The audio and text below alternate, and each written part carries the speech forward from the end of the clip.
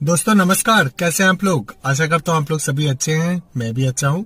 दोस्तों आज हम आपको कुछ टिप्स देंगे कैसे आप टाटा नैनो गाड़ी में कुछ प्रॉब्लम अगर होता है तो आप उसको कैसे रेक्टिफाई कर पाओगे या उसको आप कैसे ट्रबल शूट कर पाओगे। जहाँ पे मैं डिस्कस करूंगा कि कॉमन प्रॉब्लम्स क्या क्या हो सकता है गाड़ी के अंदर, इंजन में बोलिए या ब्रेक में बोलिए या क्लच में, स्टीयरिंग व्हील, गियर नॉब वगैरह वगैरह, ये सब जगह पे क्या क्या प्रॉब्लम्स हो सकता है, उसको आप कैसे आइडेंटिफाई करोगे, गाड़ी किस तरह से आपको सिग्नल देगा कि हाँ यहाँ पे प्रॉब्लम हो रहा है, तो उस प्रॉब्लम को आप कैसे आइडेंटिफाई करोगे और उसके साथ साथ उसका कैसे आप ट्रबल शूट कर पाओगे। तो ये सारी चीजें आज हम डिस्कस करेंगे इस वीडियो में।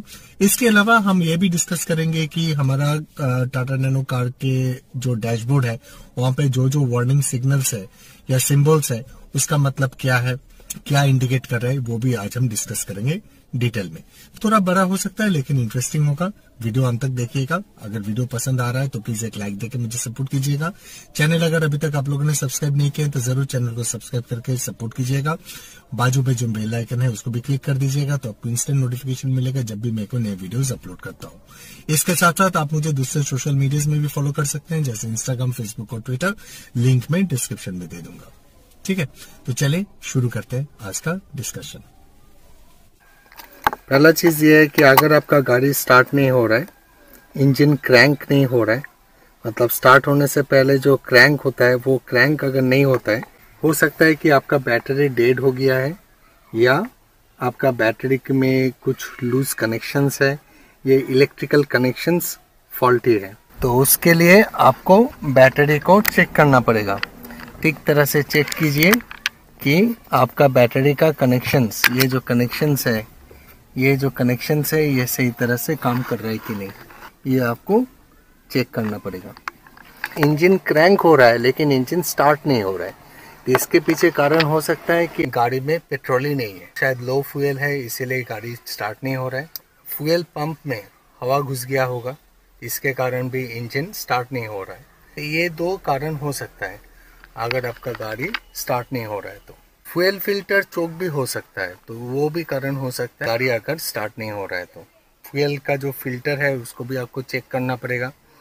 फ्यूज़ का भी कुछ प्रॉब्लम हो सकता है, अगर फ्यूज़ में प्रॉब्लम है तो फ्यूज़ को भी आपको चेंज करना पड़ेगा या फ्यूज़ को भी आपको चेक करना पड़ेगा अगर आपका गाड़ी स्टार्ट नहीं हो रहा है। तो देखिए जैसे आप गाड़ी को ऑन करोगे ना, दिखाई दे रहा है आपको, हाँ, जैसे आप गाड़ी को ऑन करोगे, ये जो बैटरी का जो सिग्नल है, ये सिग्नल अगर ऑन करने के बाद, गाड़ी स्टार्ट करने के बाद भी अगर ये सिग्नल ऑन है तो इसका मतलब ये है कि गाड़ी का बैटरी में चार्जिंग ठीक तरह से नहीं हो रहा है।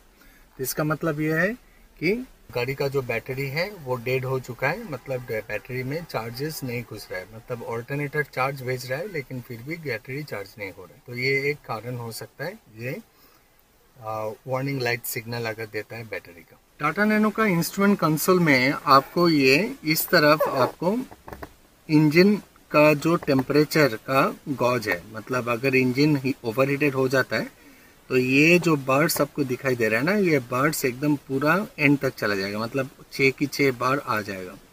तो अगर इंजन ओवर हीटेड हो रहा है तो इसका मतलब ये है कि आपका रेडिएटर में कुछ प्रॉब्लम है, मे बी रेडिएटर में कुछ लीकेजेस हो रहा है या आपका रेडिएटर ठीक तरह से काम नहीं कर रहा है, रेडिएटर में कुछ क्लॉगिंग हो चुका है। या ऐसा भी हो सकता है कि रेडिएटर का जो फ़ैन है वो फ़ैन काम नहीं कर रहा है, ठीक है। और नहीं तो ऐसा भी हो सकता है कि आपका जो इंजन ऑयल है वो लीकेज हो रहा है, ये इंजन ऑयल कम हो चुका है, गाड़ी सीज होने का नौबत में आ गया है। तो ये सब कारण हो सकता है कि आपका ये जो हीट का इंजन टेम्परेचर का जो गॉज है, ये अगर अब ये बर्ड्स पूरा अगर हो जाता है, इसके साथ साथ आपको एक बीप सिग्नल भी सुनाई देगा। तो बीप से आपको पता चलेगा कि गाड़ी के इंजन के कुछ प्रॉब्लम हो रहा है, आइदर रेडिएटर में प्रॉब्लम हो रहा है या इंजन में कुछ प्रॉब्लम है गाड़ी का। तो आपको तुरंत गाड़ी को नियरेस्ट सर्विस सेंटर में लेके जाना है और आपका गाड़ी का पूरा एक ओवरऑल चेकअप करवाना है। अभी थोड़ा ब्रेक के बारे में भी डिस्कस कर लेते हैं। ये है ब्रेक, आप लोग को पता ही है कि ये है एक्सेलेरेटर, ये है ब्रेक और ये है क्लच, ABC। ब्रेक में भी कुछ कभी कभी टाटा नैनो का ब्रेक में प्रॉब्लम हो सकता है। देखिए टाटा नैनो का जो ब्रेक पैड्स है ये आपका ड्रम ब्रेक्स है, ठीक है। ये इसमें डिस्क ब्रेक्स आपको नहीं मिलेगा। फ्रंट व्हील में भी आपको ड्रम ब्रेक मिलेगा और रियर व्हील में भी आपको ड्रम ब्रेक मिलेगा। टाटा नैनो का ब्रेक का जो एंगेजमेंट है ये थोड़ा टाइम लेता है एंगेज होने में। 60 किलोमीटर्स पर आवर की स्पीड में अगर आप गाड़ी को चलाते हो तो आप देखोगे कि आपका ब्रेक बहुत ही रिस्पॉन्सिव है।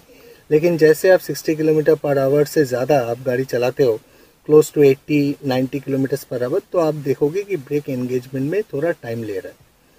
और ये एंगेजमेंट का जो डिले ये और ज़्यादा बढ़ जाता है जब आपका एसी ऑन रहता है। आप देखोगे जैसे आप गाड़ी का एसी ऑन करोगे ना, तो क्या होगा कि गाड़ी में एक तो दबाव जैसा आपको फीलिंग आएगा, मतलब आपको लगेगा कि गाड़ी दबा के चल रहा है, बहुत सारे लोड आ गया है गाड़ी के ऊपर, वो आपको समझ में आएगा। और उसके साथ साथ जैसे आप गाड़ी में ब्रेक डालोगे, ब्रेक दोगे, तो आप देखोगे कि ब्रेक भी उतना रिस्पॉन्सिव नहीं है। तो आपको उस हिसाब से आपको कैलकुलेट करके गाड़ी को चलाना है। आमतौर पे मैं क्या करता हूँ, एसी ऑन करके चलाता हूँ, तो मैं करीब 60 to 70 किलोमीटर्स पर आवर की स्पीड में ही गाड़ी चलाता हूँ। जब एसी बंद करके चलाता हूँ तो अराउंड क्लोज टू 70 to 80, कभी कभार 90 किलोमीटर्स पर आवर की स्पीड में भी गाड़ी चला लेता हूँ। तो एज बिकॉज इसका जो ब्रेक है ये आपका ड्रम ब्रेक है, तो ड्रम ब्रेक में एंगेजमेंट होने में थोड़ा टाइम लेता है as compare to disc brake. Tata nano का जो कॉमन प्रॉब्लम जो आता है ब्रेक में, जो प्रॉब्लम आता है कि जब भी आप ब्रेक दबाओगे ना, आप देखोगे ये जो ब्रेक का जो ट्रैवलिंग, ये जो ब्रेक पेडल का जो ट्रैवलिंग ये थोड़ा ज़्यादा है, और सेकेंडली ब्रेक एंगेजमेंट में थोड़ा टाइम ले रहा है। और एक चीज़ जो आता है कि ब्रेक जब आप करोगे ना, एक स्क्वीजिंग, एक स्क्रीचिंग साउंड भी आ सकता है। ये साउंड क्यों आता है? क्योंकि ये क्या होता है कि ब्रेक पैड्स में धूल, मैल, कीचड़ ये सारे जम जाता है, तो उसके कारण जब ब्रेक पैड के साथ ब्रेक ड्रम का जो जब फ्रिक्शन होता है या जब वो दोनों मिल जाता है तो ये स्क्रीचिंग साउंड होता है। ये स्क्रीचिंग साउंड को आप कैसे मिनिमाइज़ करोगे? तो उसके लिए आपको सर्विस सेंटर लेके जाना है, उसको अच्छी तरह से ब्लोअर से ब्रेक पैड्स को क्लीन करना है, ड्रम ब्रेक को भी क्लीन करना है। अभी इस बार वेस्ट बंगाल का टेम्परेचर बहुत ही बढ़ चुका है ना, बाहर में it's around close to 42 degree centigrade, और इसी वेदर में मैं शूटिंग कर रहा हूँ, तो देखिए पूरा पसीना पसीना हो गया हूँ। Please excuse me for this state of mind. तो चलिए आगे बढ़ते हैं। और एक चीज़ मैं बोलना भूल गया regarding improper engagement of brake के बारे में। हमारा गाड़ी में ब्रेक ऑयल रहता है, टाटा नैनो का ब्रेक ऑयल सामने रहता है, तो ब्रेक ऑयल में कभी कभार क्या होता है कि अगर वहाँ पे लीकेज होता है, ब्रेक ऑयल अगर कम हो जाता है, तो आप देखोगे कि ब्रेक ठीक तरह से काम नहीं कर रहा है, तो वो भी आपको ध्यान रखना पड़ेगा।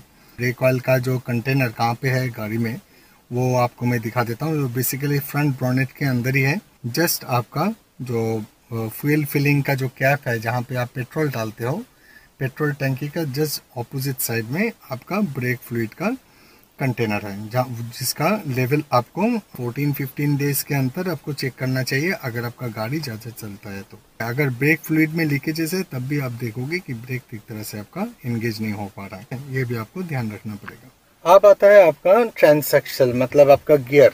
ये आपका 4 स्पीड गियर बॉक्स है, और इसका जो क्लच का, मतलब क्लच का पेडल आपको ज़्यादा दूर तक आपको ट्रैवल करना पड़ता है, मतलब दबाना पड़ता है।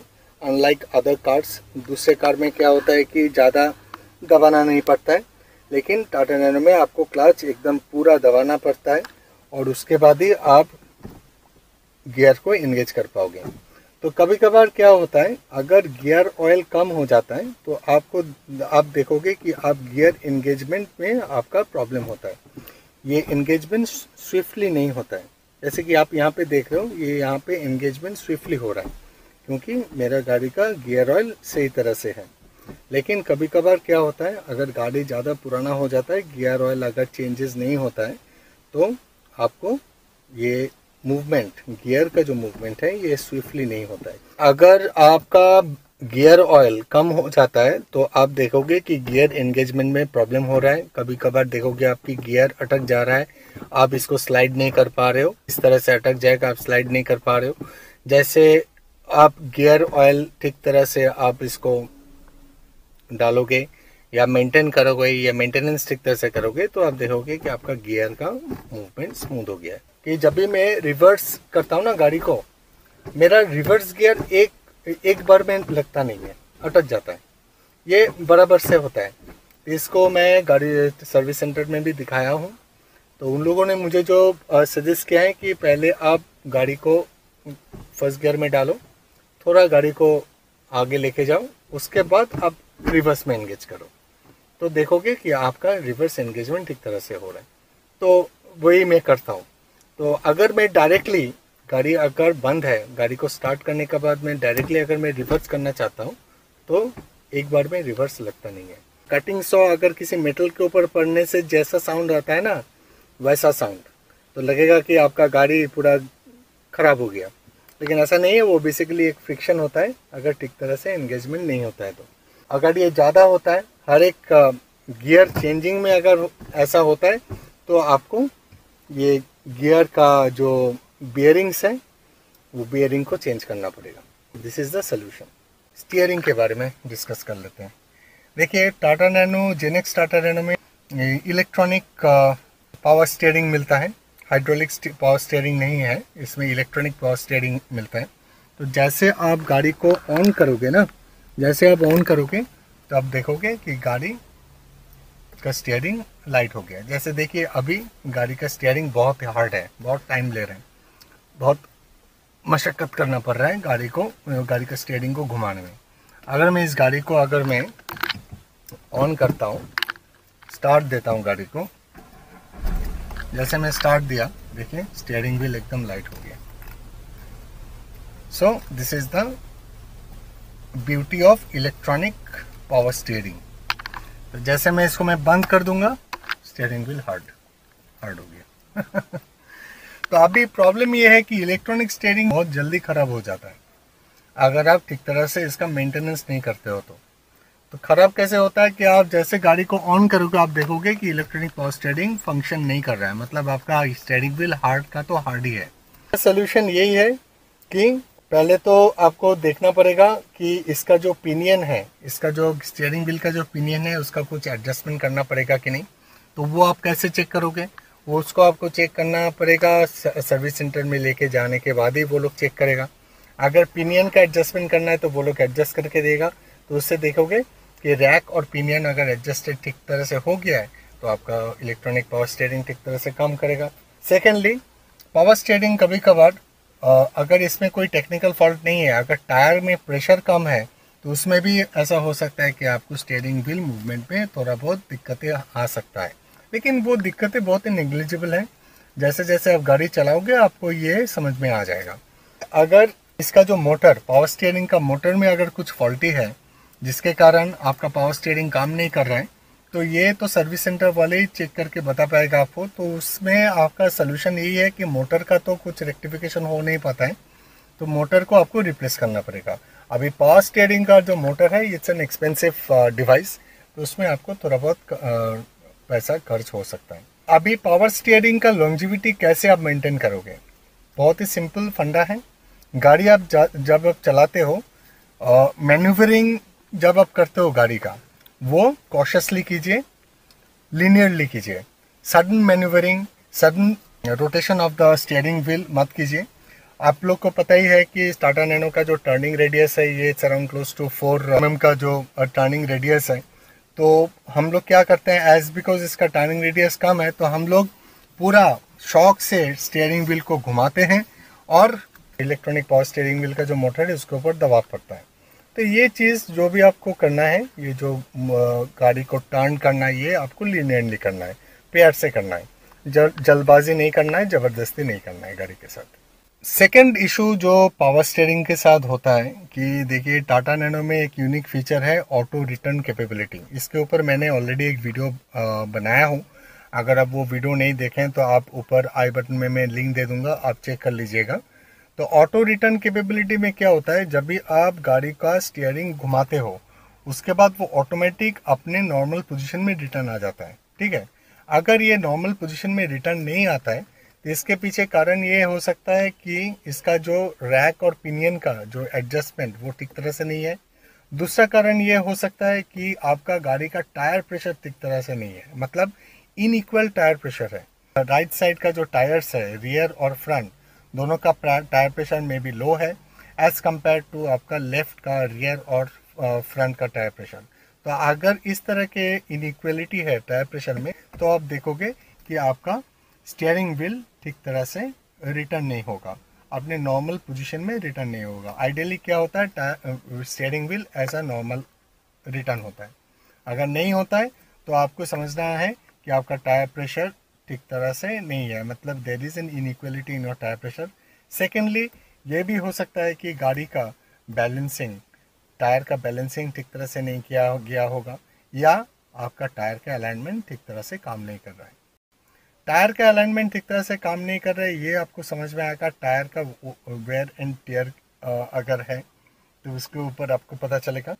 आइडियली जब आप गाड़ी को स्पेसिफिकली टाटा नैनो को जब आप हाई स्पीड में चलाते हो अबव 80 किलोमीटर्स पर आवर, तो आप देखोगे कि आपका स्टीयरिंग व्हील हार्ड हो रहा है, मतलब इट बिकम्स हार्ड। ये एक इलेक्ट्रॉनिक पावर स्टीयरिंग का एक नेचर है। जैसे जैसे आपका स्पीड बढ़ेगा वैसे वैसे आपका स्टीयरिंग व्हील का जो प्ले है वो रिड्यूस होते रहेगा, मतलब स्टीयरिंग व्हील हार्ड होने रहेगा। This is basically a kind of a safety feature. लेकिन कभी कभार ऐसा भी होता है कि स्पीड बढ़ रहा है लेकिन स्टीयरिंग व्हील हार्ड नहीं हो रहा है। ये होता है जब आप ज़्यादा गाड़ी चलाते हो, आपका गाड़ी करीब 40,000 या 50,000 किलोमीटर्स रन कर चुका है, तो उस समय आप चेक पाओगे कि ये प्रॉब्लम हो रहा है। अगर आपका गाड़ी ज़्यादा हाईवे में चलता है, हाई स्पीड में चलता है, तो उसमें आपको क्या करना है, तो उसमें आपको गाड़ी का जो rack, I mean steering wheel का जो रैक और पिनियन है उसका जो अटैचमेंट है वो शायद लूज हो गया होगा, तो उसको आपको एडजस्ट करना है, एडजस्ट करके उसको टाइट करना है। ये आपको सर्विस सेंटर में जाके करना है। अगर आप देखते हो जैसे कि अगर आपका गाड़ी घाट सेक्शन में ज़्यादा चलता है, जहाँ पे आपका गाड़ी का मतलब स्टीयरिंग व्हील का मूवमेंट बहुत ज़्यादा है, राइट लेफ्ट आपको करना पड़ता है, तो कभी कभी आप देखोगे कि आपका स्टीयरिंग व्हील हार्ड हो रहा है, ऑटोमेटिकली हार्ड हो रहा है। तो इसमें आपको घबराने का कुछ है नहीं। नॉर्मल फॉर्म में अगर इसको आपको रिस्टोर करना है तो गाड़ी को आप स्टॉप कीजिए, करीब 10-12 मिनट इसको बंद करके रखिए, उसके बाद आप गाड़ी को चलाइए, देखिएगा आपका गाड़ी का स्टीयरिंग व्हील नॉर्मल फंक्शन कर रहा है। तो this is one of the precautions, I mean this is one of the indication which the car tries two gives you कि बस बहुत हो गया, बहुत स्टीयरिंग आप घुमा लिए हो, आप थोड़ा स्टीयरिंग व्हील को थोड़ा आराम चाहिए, आप 10-15 मिनट वेट कीजिए, गाड़ी को बंद करके वेट कीजिए, उसके बाद आप गाड़ी को चलाइए, देखिएगा कि आपका स्टीयरिंग व्हील फिर से ठीक तरह से काम कर रहा है। नेक्स्ट इशू जो कॉमन है टाटा नैनो में वो है ये जो पावर विंडो का जो बटन्स है। कभी कभार आप देखोगे कि गाड़ी का जो पावर विंडो, अभी जैसे ये देखिए ये काम कर रहा है, तो कभी कभार ऐसा हो सकता है कि आप ये बटन्स को प्रेस कर रहे हो लेकिन आपका पावर विंडो ना नीचे जा रहा है ना ऊपर जा रहा है। तो इसका कारण ये हो सकता है कि पावर विंडो का जो फ्यूज़ है जो कि यहाँ पे है, तो फ्यूज शायद ब्लोन अप हो चुका है या फ्यूज शायद ख़राब हो चुका है, इसके कारण ये पावर विंडो ठीक तरह से काम नहीं कर रहा है। तो ये आपको चेक करना है। सेकेंडली, अगर आप देखते हो कि आप लाइट को ऑन कर रहे हो लेकिन फिर भी लाइट्स ऑन नहीं हो रहा है, इसके पीछे भी कारण हो सकता है कि इसका फ्यूज़ ख़राब हो चुका है, या आपका जो हेडलैम्प है उसका जो बल्ब है वो ख़राब हो चुका है। आप एंगेज कर रहे हो वाइपर ब्लेड को लेकिन फिर भी वाइपर ब्लेड काम नहीं कर रहा है, तो इसके पीछे भी इसका जो फ्यूज़ है, फ्यूज़ का कुछ प्रॉब्लम हो सकता है। तो टाटा नैनो का सारे के सारे फ्यूजेस आपको यहाँ पे मिलेगा, और कौन सा फ्यूज़ कहाँ पे है उसका सारे इंस्ट्रक्शंस यहाँ पे दिया गया है। इस चार्ट को आपको अच्छी तरह से स्टडी करना है, उस हिसाब से आपको फ्यूज़ को चेक करना है। अगर फ्यूज़ में कुछ प्रॉब्लम है तो फ्यूज़ को आपको चेंज करना है। अभी बात करते हैं गाड़ी का सस्पेंशन के बारे में। बहुत ही इम्पोर्टेंट एक टॉपिक है। देखिए, गाड़ी का सस्पेंशन मतलब टाटा नैनो का सस्पेंशन के बारे में मैं ऑलरेडी एक वीडियो बनाया हूँ, जो कि मैं ऊपर आपको आई बटन में लिंक दे दूँगा। इन अ नटशेल मैं इस वीडियो में आपको थोड़ा बहुत आइडिया दे देता हूँ कि सस्पेंशन आप कैसे चेक करोगे, कैसे आपको पता चलेगा कि गाड़ी का सस्पेंशन में प्रॉब्लम है। देखिए, अगर आपको ऐसा महसूस हो रहा है कि गाड़ी ज़्यादा उछल रहा है, नॉर्मल रोड में भी उछल रहा है, तो उसका मतलब ये है कि आपका सस्पेंशन में प्रॉब्लम है, स्ट्रट में कुछ प्रॉब्लम है। अगर ऐसा आपको लगता है तो आपको ये स्ट्रट को चेंज करना पड़ेगा। आप सस्पेंशन को चेक भी कर सकते हैं। सामने टायर का जो सस्पेंशन है, दोनों टायर का सस्पेंशन को आप चेक कीजिए, देखिए वहाँ पे ऑयल का कुछ लीकेजेस हो रहा है कि नहीं। अगर ऑयल लीकेजेस हो रहा है तो इसका मतलब ये है कि आपको सस्पेंशन को चेंज करना पड़ेगा। अगर आप सस्पेंशन को चेंज नहीं करते हो, इसी कंडीशन में अगर आप गाड़ी को चलाते हो, तो आप देखोगे कि गाड़ी का माइलेज फॉल हो रहा है, गाड़ी ज़्यादा उछल रहा है, आपको एक अनकंफर्टेबल राइड एक्सपीरियंस हो रहा है। अगर आपका गाड़ी में ज़्यादा लोड है तब भी आप महसूस करोगे कि आपका गाड़ी का जो सस्पेंशन है बहुत ही सॉफ्ट हो चुका है। तो उसमें क्या होगा, गाड़ी में एक्सेसिव लोड को आपको हटाना पड़ेगा।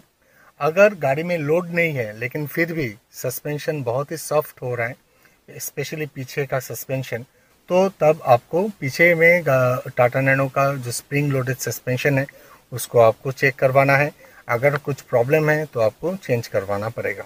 कभी कभार आपको ऐसा भी महसूस होगा कि जब आप गाड़ी चला रहे हो और जब आप गाड़ी में ब्रेक दे रहे हो, सामने झुक रहा है, तो उसके कारण ये हो सकता है कि सामने का सस्पेंशन बहुत ही सॉफ्ट हो चुका है। मतलब सस्पेंशन के अंदर सामने का गाड़ी का टायर का जो सस्पेंशन है वो आपका मैकफर्सन स्टड का जो सस्पेंशन है उसमें आपको ऑयल रहता है। अगर ऑयल लीकेज होता है तो स्प्रिंग का जो काम है वो तो वो करेगा, लेकिन वो गाड़ी को ठीक तरह से बैलेंस नहीं कर पाएगा। तो इससे क्या होगा, आपको एक अनकंफर्टेबल राइड महसूस होगा। आप देखोगे कि गाड़ी बेफिजूल का उछल रहा है। इससे आपको पता चलेगा कि सस्पेंशन का कुछ प्रॉब्लम है। अगर आपको सामने गाड़ी को आप खड़ा करके अगर आप गाड़ी का सस्पेंशन चेक करोगे, अगर आप देखते हो कि सामने का पोर्शन ज़्यादा नीचे झुक चुका है, तो उसका मतलब ये है कि गाड़ी का सस्पेंशन खराब हो चुका है। और टायर और गाड़ी का जो व्हील आर्च है उसका अगर डिस्टेंस कम हो चुका है तो उसका मतलब ये है कि गाड़ी का सस्पेंशन में कुछ प्रॉब्लम है, तो वहाँ पे आपको सस्पेंशन को चेंज करना पड़ेगा। अभी आते हैं टायर में। अगर आप देखते हो कि टायर में अनइवन वेयर एंड टेयर हो रहा है, जैसे कि अगर आप लेफ्ट साइड का जो टायर्स है फ्रंट और रियर का, अगर आप देखते हो कि वो टायर का जो स्ट्रक्चर है या जो नेचर है वो अगर राइट हैंड साइड का जो टायर्स है उससे बेहतर है, तो आपको पता चलना चाहिए कि आपका गाड़ी का अलाइनमेंट ठीक तरह से नहीं किया गया है। और ये भी हो सकता है कि आपका राइट हैंड साइड का टायर में हवा कम है, उसके कारण टायर में ज़्यादा दबाव पड़ रहा है और उससे कारण ज़्यादा टायर घिस रहा है। कभी कभार व्हील रिम अगर सही नहीं है, देखिए टाटा नैनो का जो व्हील रिम है वो स्टील व्हील रिम है, ये बहुत ही सॉफ्ट नेचर का होता है। अगर आप किसी गड्ढे से जाते हो या गड्ढे के ऊपर से गाड़ी जाता है या कोई भी स्पीड ब्रेकर के ऊपर से आपका गाड़ी ज़्यादा स्पीड में क्रॉस करता है, तो चांसेस ऐसा हो सकता है कि आपका स्टील रिम बेंड हो जाए। अगर बेंड हो जाता है तो टायर का जो स्ट्रक्चर है वो चेंज हो जाएगा, टायर से हवा लीकेज हो सकता है, टायर का हवा का जो प्रेशर है वो कम हो जाएगा और उसके कारण टायर में वेयर एंड टियर ज़्यादा होगा। तो ये सारी चीज़ें आपको देखना पड़ेगा। टाटा नैनो का एक बहुत ही कॉमन प्रॉब्लम है, ये है इसका व्हील अलाइनमेंट का। इसके बारे में मैं डिटेल में एक वीडियो भी बनाया था। व्हील अलाइनमेंट टाटा नैनो का एवरी 5000 किलोमीटर्स के बाद आपको करवाना ही है। अगर आप नहीं करवाते हो तो आप देखोगे कि आपका गाड़ी सीधा नहीं चल रहा है। आप देखोगे कि आपका स्टीयरिंग व्हील ऐसा टिल्टेड है, सीधा जैसे आप करोगे तो आप देखोगे कि आपका गाड़ी बाएं तरफ चला जा रहा है। जैसे आप ऐसे करते हो तो गाड़ी आपका सीधा जाता है। तो इससे आपको पता चलेगा कि आपका टायर का जो अलाइनमेंट है वो बिगड़ चुका है। बिगड़ने का बहुत सारे कारण हो सकता है। एक तो हो सकता है कि बम्पी रोड में अगर आपका ज़्यादा रनिंग है तो टायर का अलाइनमेंट ख़राब हो जाता है, व्हील का अलाइनमेंट ख़राब हो जाता है। Secondly, it's by nature Tata nano का एवरी 5000 किलोमीटर्स के बाद व्हील अलाइनमेंट डिस्टर्ब हो जाता है, तो वो आपको चेक करवाना है, व्हील अलाइनमेंट को एडजस्ट करवाना है, उसके साथ साथ टायर का बैलेंसिंग भी आपको करवाना है। तो दिस इज़ मोटा मोटा यही है कुछ प्रॉब्लम्स जो मैं आप लोग के साथ शेयर किया। और एक चीज़, एसी एसी रिलेटेड प्रॉब्लम्स भी होता है। जैसे कि आप जैसे एसी को ऑन करते हो, आप देखते हो कि ब्लोअर काम कर रहा है, एसी ऑन है लेकिन फिर भी हवा नहीं आ रहा है, ठीक है, ठंडा हवा नहीं आ रहा है। तो इसके पीछे कारण ये हो सकता है कि एसी का जो फिल्टर है, जो कि एक ऑड पोजीशन में सिचुएटेड है, एसी फिल्टर शायद जैम हो गया है। तो एवरी 5000 किलोमीटर्स के बाद आपको एसी फिल्टर को क्लीन करना चाहिए, अगर आप ज़्यादा डस्टी एरिया में गाड़ी चलाते हो तो। और नहीं तो ऐसा भी हो सकता है कि एसी का जो कूलेंट लेवल या एसी का जो गैस है वो कम हो चुका है, उसको आपको टॉप अप करवाना है, ठीक है। और नहीं तो एसी का पाइप में कुछ लीकेजेस है जिसके कारण आपका गाड़ी ठंडा नहीं हो रहा है। एसी के साथ साथ कभी कभार ब्लोअर का भी प्रॉब्लम होता है। अगर ब्लोअर फैन काम नहीं कर रहा है, ऑन कर रहे हैं, लेकिन फिर भी अगर ब्लोअर फैन काम नहीं कर रहा है तो इसका मतलब ये है कि ब्लोअर का जो फ्यूज़ है वो शायद ख़राब हो चुका है, वो शायद नष्ट हो चुका है, तो उसको आपको रिप्लेस करना है। और नहीं तो इलेक्ट्रिकल सर्किट्स में कुछ प्रॉब्लम है, वो आपको टेक्नीशियन से दिखा के आपको इसको रेक्टिफाई करवाना है। अभी मैं आपको और एक चीज़ दिखाता हूँ। ये देखिए, ये है आपका टाटा नैनो का हैंड ब्रेक। हैंड ब्रेक को जैसे आप डिसएंगेज करते हो तो यहाँ पे हैंड ब्रेक का जो सिग्नल है, जो इंडिकेशन है, वो चला जाता है। अगर आप हैंड ब्रेक को एंगेज करते हो तो देखिए ये सिग्नल आ चुका है, ये है हैंड ब्रेक का सिग्नल। अगर आप देखते हो कि हैंड ब्रेक को डिसएंगेज करने के बाद भी ये सिग्नल नहीं जा रहा है, तो मतलब यहाँ पे कुछ इलेक्ट्रिकल फॉल्ट है, ये आपको दिखाना पड़ेगा। ये तो आपको मैं पहले ही बताया, ये है बैटरी का सिग्नल। अगर बैटरी चार्ज नहीं हो रहा है तो ये सिग्नल ऑन ही रहेगा, ये वार्निंग लाइट ऑन ही रहेगा जब भी आप गाड़ी चलाते हो।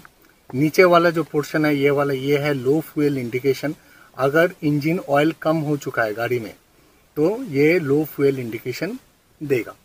इधर है, अगर आपका गाड़ी में पेट्रोल कम हो चुका है, मतलब फ्यूल टैंक एम्प्टी हो रहा है। देखिए यहाँ पे मेरा जो रिजर्व का जो टैंक है ये ब्लिंक कर रहा है, इसका मतलब ये है कि मेरा गाड़ी में ऑयल ख़त्म हो चुका है, मतलब पेट्रोल ख़त्म हो चुका है, इसको टॉप अप करना है। अभी एक चीज़ आपको ध्यान में रखना है, टाटा नैनो का BS4 इंजन है, लेकिन फिर भी BS4 इंजन होने के साथ साथ इसके अंदर कैटालिटिक कन्वर्टर है।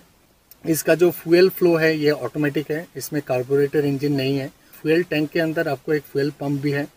तो जब भी आपका गाड़ी रिजर्व में आ जाता है, जैसे आप देखते हो कि ये लाइट ब्लिंक कर रहा है, तो आपको तुरंत ही आपको फ्यूल टॉप अप करना है। नो मैटर आपका अगर डिस्टेंस टू एम्प्टी दिखा रहा है 134 किलोमीटर्स, देखिए मेरे यहाँ पे दिखा रहा है 134 किलोमीटर्स, लेकिन इसका मतलब ये नहीं कि आप फ्यूल को टॉप अप ना करें, आपको तुरंत जाके फ्यूल को टॉप अप करना है। अगर आप नहीं करते हो तो फ्यूल पंप के अंदर हवा घुस सकता है और आपको फ्यूल पंप डैमेज हो सकता है। अगर आपका फ्यूल पंप डैमेज हो जाता है तो it's a huge cost, you need to bear a huge cost to replace this fuel pump. यहाँ पे देखिए, यहाँ पे एक सिग्नल है, ये है आपका कैटालिटिक कन्वर्टर का साइन दिया गया है। अगर आपका कैटालिटिक कन्वर्टर में कुछ प्रॉब्लम है तो ये वाला वार्निंग लाइट जलेगा। उसके बाजू में देखिए चेक इंजन लाइट का एक साइन है।